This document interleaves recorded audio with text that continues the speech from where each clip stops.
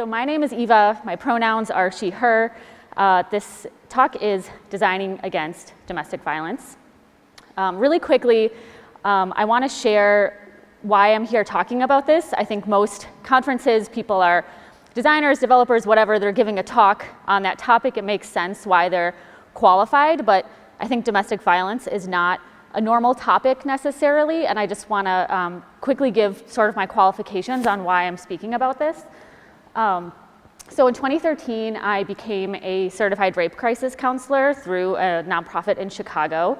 And basically after the 40 hours of training, I was able to go into emergency rooms to help people who were there seeking services after a sexual assault.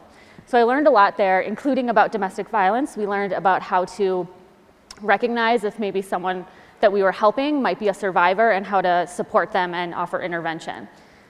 I used to work at City Year for 4 years, which is a national education nonprofit, and part of my work there ended up involving training hundreds of AmeriCorps members on domestic violence and recognizing it more in the space of high school students and doing training there on how to support them and offer intervention.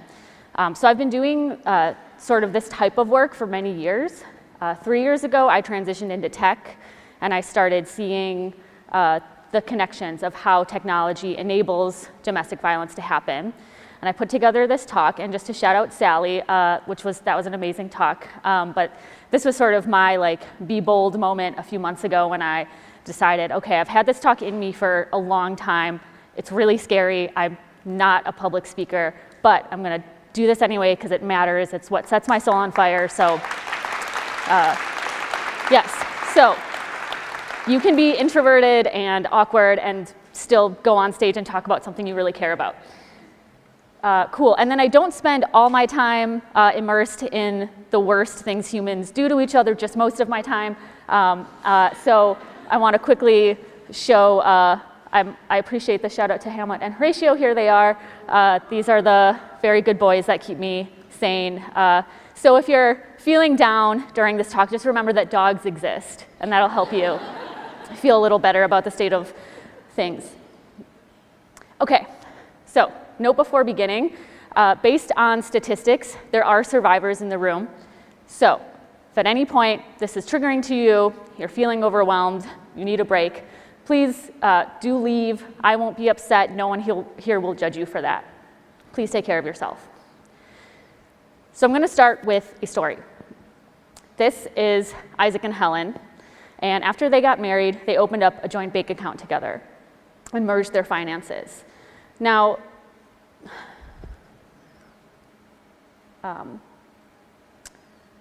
sorry about that. I think this is the wrong presentation. Yeah, cool. Great. These are all great. Here it is. See, but after that face rash, this really doesn't faze me. Okay, now we're right. All right, so they opened up a joint bank account together. Now, many people might have had this experience. Despite the fact that they went together to the bank to open up their joint account, Isaac, the husband, is the one who gets set as sort of the default primary user. They realize that they don't actually have equal access to their bank account. Every time that Helen logs onto her bank account from a new computer or something else happens that signifies some type of security risk, she gets those identity verification questions, like which number goes with which street address, stuff like that. And they're all about Isaac. So she has to ask him for this information. And this gives him a lot more power over their bank account.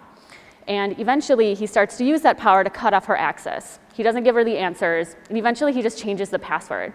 And now she doesn't have access to her money at all. He basically gives her an allowance and decides when she needs money and if she's going to get it. 98% is the percentage of domestic abuse relationships that have an element of financial abuse. So this is almost all of them have some type of recognizable pattern of financial abuse. So throughout this talk, I'm going to be telling stories that are true but anonymized, and kind of breaking down this big topic of domestic violence into some more manageable pieces. And the first one is financial abuse. So when we're thinking about designing against financial abuse, a few things to consider. First, banking tools for couples should be fully joint in a digital sense. They shouldn't just be a sort of modified single account. Financial software could also be programmed to recognize suspicious activity that looks like it might have to do with financial abuse. Transactions get flagged all the time when they're suspicious. This is something that is easy, it exists, we know how to do it, but it's not being used in this way yet. This would allow bankers and financial professionals, people in call centers, whatever, to recognize that there's something going on and that maybe they could offer some type of intervention. This actually already does exist when it comes to financial abuse of the elderly. There's training on it. People in banks get trained on how to recognize it, how to offer support. So there's already a model that's pretty successful that could be used. And I recognize all of this is a little bit of a bigger lift than some of the other things that I'm going to be talking about, but I'm hopeful that someday someone in one of these talks who works in finance will start to make this happen. So today's goals for this talk, I'm not going to be doing sort of general education about domestic violence, but it's really to talk about how we as the people who are building digital products can be part of the solution. Quick note on language. Male victims exist, and it's a lot more common than people think for men to be survivors of domestic violence. And it's really important to talk about that because they face even more shame and stigma around coming forward than women do. When it comes to perpetrators, 95% are men. So I'm not going to be using gender-neutral language in this talk because this is not a gender-neutral problem. It is a problem almost entirely of male violence. So if you're a man in the room and you start to feel uncomfortable, please, I urge you to do your best to sit with that feeling, try to keep an open mind, and to remember that you're being invited to be a part of the solution. And I also want to recognize a shortcoming of this talk, which is that in 25 minutes, I'm not able to cover people who are queer or in an expansive gender binary. I'm not able to get at all of those different relationships and how domestic violence works within them because there are some really important differences, and that's a shortcoming of this talk. Erica Hall at Mule Design says, the most important topic in design is how the systems we create are mediating actions among humans, interactions among humans. And this goes for all of technology. I think this is outside of just design. And that's really what this talk is all about. It's about how the things we build enable good or bad actions among users. It's all about how can we encourage interactions that are positive and honest and safe, and discourage ones that are dishonest and hateful and dangerous. And also, how can we make this work manageable? Because as I have gotten into this more and been in tech, I've felt really overwhelmed by the scope of things that I feel responsible for in my design. So I kind of came up with two different ways to tackle this. The first is having the right mindset of understanding what domestic violence is, how it plays into technology, and that's what I'm going to be doing through the rest of the stories, hopefully helping you understand how this works.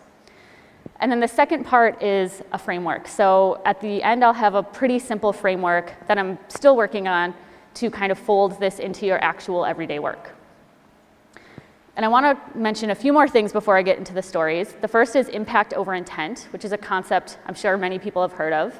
But it basically says that the intent of your actions doesn't really matter very much, because if someone is facing a really severe impact, such as their abusive ex was able to find them, even though they thought that they had turned off all the GPS settings, actually there was this other thing that they didn't know about, it was really hidden, and now their abuser has found them, and it's a really dangerous situation.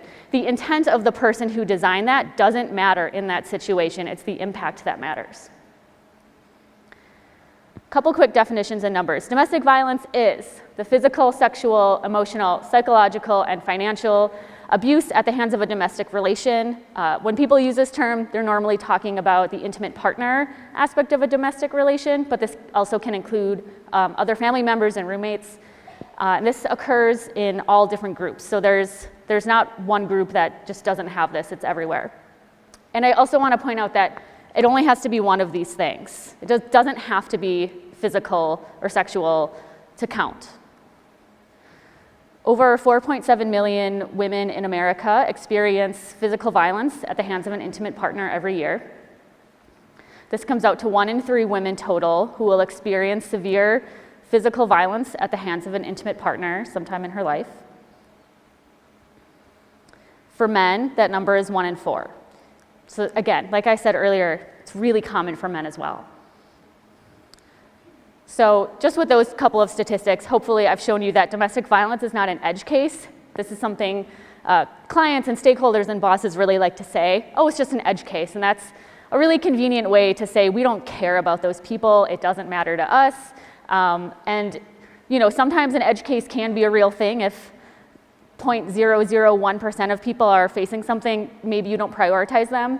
But that's not the case with domestic violence. It's really, really common. Okay. Back to stories. This one is about Lisa and Ben. And they live in San Francisco, and Ben works in tech, and he has gotten really, really, really into smart home devices. So he has everything. He has an Alexa that's sort of the hub of it all. He's got smart locks, smart lights, a Nest. He's got all of that he can control from an app. Now, he's always been pretty controlling towards his wife, and now he's able to have a newfound power to harass and monitor her even when he's out of town. So Lisa is home alone one weekend while Ben is on a business trip, and suddenly the lights go off. She opens up her app, turns them back on, and then a minute later they turn off again. This happens a few more times. She's getting pretty freaked out, so she decides to go for a walk. When she comes back, the code for the smart lock doesn't work anymore. And she keeps trying it, and eventually she calls her husband, who gives her a new code, but he insists that that's what the code has always been. He says, "Why can't you remember this? Why are you so stupid? It's not that hard." Later, she realizes that she's really hot. And she goes over to the Nest and sees that it's been set to 90 degrees. She texts her husband and asks if he maybe accidentally turned up the heat. And he says, "Of course I didn't. This isn't that hard. Why can't you figure out any of these apps?" Later, the doorbell starts ringing over and over again. And she keeps opening the app, trying to see who it is through the camera, but it doesn't look like there's anyone there. And of course, by this point, Lisa is starting to suspect that Ben is behind all of these things. But she decides she's not going to confront him because it's just not going to get her anywhere. He's going to berate her.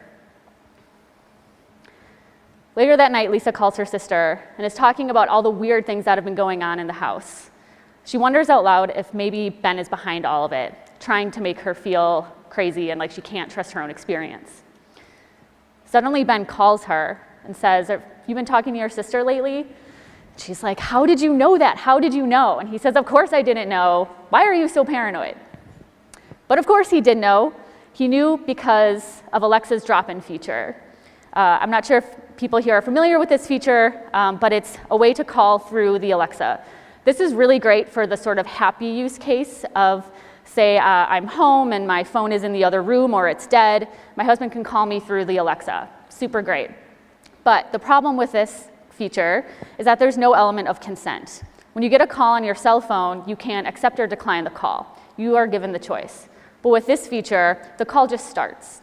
So if you're not in the room when the little alert comes that you have an incoming call or the volume is turned down really low, you miss it, it can essentially be used as a listening device. And this is exactly what Ben is doing. And of course, he was behind all of the other things going on as well. He was doing what a lot of abusers do, which is, to use an ableist term, make their partner feel crazy, make them feel like they can't trust their own experience, make them feel like their experience is the only one that is actually real. 89% of domestic violence support workers reported some type of misuse of technology such as this in the last year. So this is a really new space. There's not a lot of statistics about it. What we know comes from the people working in the support system, but this is a really important thing to consider because smart home device is a rapidly growing market, and it's just going to become more common for this type of thing to happen. So a couple things to consider for anyone working in Internet of Things or smart home devices is who gets to control what. There should be safeguards in place to make sure that control doesn't just rest with one person, and this is very similar to the joint account issue. Users should always give consent to things. I mean, this is true in general, but especially with something like an incoming communication, it should always be set to off until they turn it on, and then when the actual thing comes, they should be able to give consent again to answer the call or not. And also, at-home devices should have user interfaces that make it clear what happened and who did it. So this is just a mock-up of something I made. It shows at the bottom, Jay Miller at 12:09 p.m. turned the heat up to 68. This is really, really minor, but it would go a long way to help prevent gaslighting. And similarly, history logs are really essential. I'm sure that Nest is collecting this information for themselves, but they don't reveal it to the user. And it would help a lot in just ensuring that you're able to see who did what at what time, and people aren't able to secretly take actions against one another. Moving on to the third story. Sandra has been with Jake for many years, and he's been abusive most of that time, but she's sure it's going to change now that she's pregnant and once they have a baby in the house. But tragically, that is not what happens. Actually, domestic violence usually gets worse when a woman is pregnant, not better. And that's because for abusers, everything is about power and control. And when you're pregnant, a lot of things are suddenly out of your control. And this is something that's really hard for abusers to deal with. They typically lash out even more than they would. So one night when Sandra is about 4 months along, they get into an argument that ends with him throwing Sandra to the floor. Later on, she's going through all of her different pregnancy and health tracking apps, trying to find a way to record this injury and to maybe understand the impact that it's having on her growing fetus. But there's no way to record a history such as an injury in any of these apps. So she doesn't really know what's going to happen. The #1 cause of death of pregnant women in America is murder at the hands of an intimate partner. And this is a really awful statistic. Want to acknowledge that. It also has a lot to do with gun violence. We can't talk about this statistic without talking about the problem of gun violence in America, because I've done this same talk in Canada and Australia, where there are much better gun laws in place, and there's nothing like this there. So when we're talking about domestic violence in terms of pregnancy, it's less about preventing some type of abuse and more about recognizing that this is a place where we could offer meaningful intervention. They should plan for the reality of violence as a health factor. And this doesn't necessarily even have to do with domestic violence. Just people get injured all the time, and yet most of these apps don't have a way to record that as an element of your overall health. But if they did, it could look something very simple like this. Just you're able to add an injury, and then in the notes section, they can just use word recognition to see if any of these words have some type of hint that maybe this has to do with domestic violence, and then it can offer a note saying, this isn't your fault, this isn't normal, seems like maybe this is related to domestic violence, we want you to stay safe, can we give you some more information? They can say yes or no. All right, so this is where I get really sad when I'm researching, is with pregnant women. So just wanna quickly have maybe a little reset, little emotional palate cleanser in the form of my dogs who wear hats for different holidays. They sleep on bicycles and on couches. They pose for professional portrait shots and sometimes have a lot of money and wear sweaters. Okay. Moving on, fourth story. This one is about Erica and Rob, and they've been dating for about a year, and Erica doesn't really like the way that Rob is treating her and thinks that he's creepy and controlling, so she breaks up with him, but suddenly he is everywhere she goes. She's being stalked, and she can't figure out how. She looks online and does all the things that websites are advising her to do. She knows that she should stop ever tagging Instagram photos with a location. She finds out other things like she should unsync all of her devices because maybe he synced one of hers secretly when they were together. But none of this is working. Finally, she calls a domestic violence hotline who take her through even more things that she can do to try to prevent it and figure out how he's doing it. And finally, they come to her car. And she says that she's recently purchased a new Ford and that Rob did indeed have access to it. He would borrow it and be in it alone. she figures out that most new cars have sophisticated GPS systems that allow other people who register themselves as users to see the location of the car. And this is not illegal in many instances. So she disables that setting, and finally, that's when the stalking stops. 81% is the percentage of abuse victims who are stalked by abusers. So this is, again, a really high percentage. This comes out to 1 in 6 women in America who are stalked at some point in their lives. So when we're talking about designing against stalking, a few things to consider. GPSs should always run in the foreground, not the background. It should be really obvious what's going on. Again, made a little mock-up of what this could look like. You turn on your car and you just get this notification that says that geolocation is on, your location might be visible to other people. You can dismiss it, or you can jump right to the settings to manage it and change that if you need to.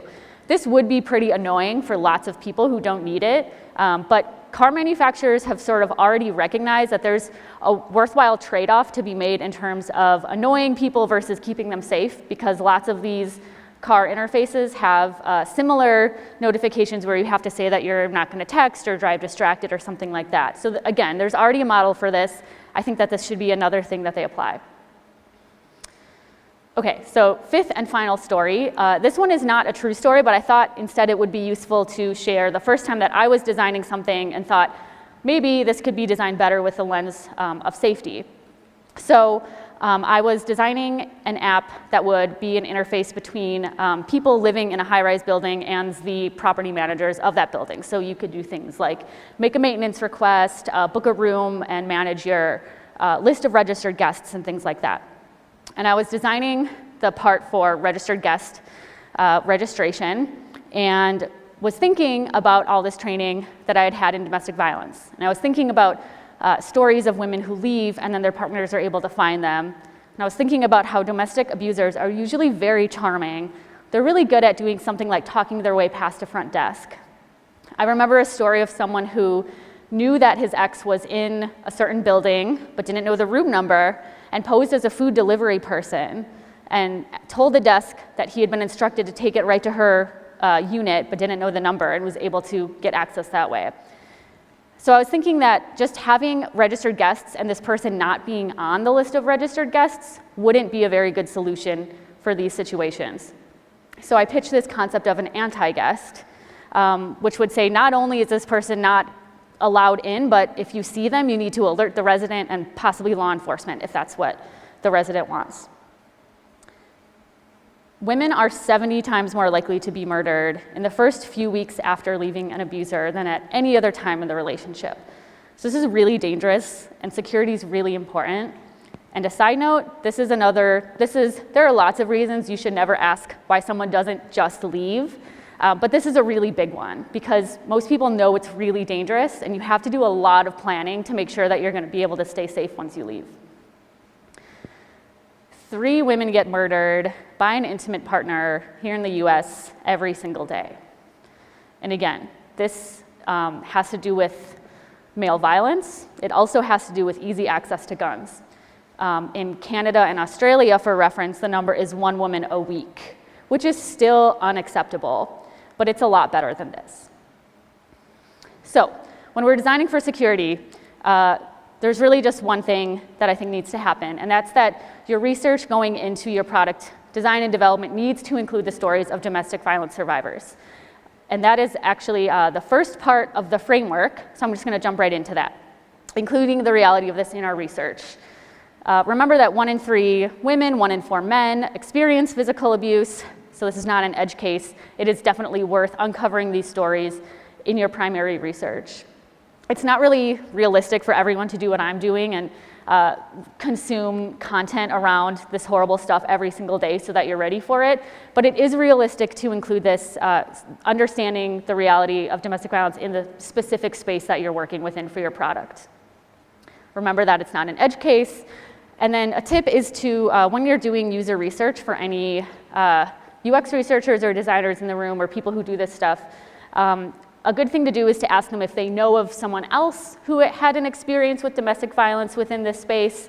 This gives people a chance to sort of self-anonymize and not have to disclose anything to you about their status as a survivor or not. Second is to imagine scenarios for abuse and design against them. I propose having one day set aside to do this, and that day involving 3 different brainstorms. The first is a black mirror brainstorm, where you just try to consider the absolute worst that could happen. I've led this in a workshop form. It can actually be super fun and super scary. The second is stress testing, which Sarah Watcher-Betcher and Eric Meyer came up with, and it's going through using your product through the eyes of someone who's having a horrible day because they just lost a friend or got fired, and making sure that that product still works for them. It isn't going to make their day worse. And then I'm proposing doing basically the same thing as stress testing, but through the eyes of someone currently experiencing domestic violence. And then once you've identified those scenarios, you design solutions against them, just like you would any other design issue that you've uncovered in your research. And then the third is to identify opportunities for safe and meaningful intervention. So just a reminder, I think financial abuse and then pregnancy and health-related apps are where there's a lot of potential for recognizing that someone is experiencing domestic violence and offering a meaningful intervention. Think about, is there a place where your product can recognize a certain type of user behavior that indicates abuse, and then connecting them with whatever the right services are in your city, wherever you live. So there's a lot of work to do, and a lot of people like to push back on this type of work by saying that you should be doing other things like supporting resources for survivors, or like doing education with little boys to make sure they don't grow up into abusers, and that is all very true, but this is the work that we can do while we're at work from 9 to 5. I don't think it's trivial to bring up Harry Potter. So at the end of book 4, when the series takes a really dark turn, Dumbledore says, "Dark times lie ahead of us, and there will be a time when we must choose between what is easy and what is right." And I think about this quote a lot, because it's really easy when someone gives pushback that we don't have to do this right now, this doesn't really matter for this product, I think this is just an edge case. It's really easy to just say like, yeah, okay, we'll do it later, I tried. It's a lot harder to do what's right, which is to keep pushing. So I want to encourage people to think about what they'll do in that situation and be ready for it. Thank you for listening to my talk. This is my contact information. I rely really heavily on people sharing their stories with me. It's always anonymized, of course. So if you have a story of how domestic violence has been enabled through technology, or know of some other resource that might be useful for me to have, please get in touch with me. Thank you.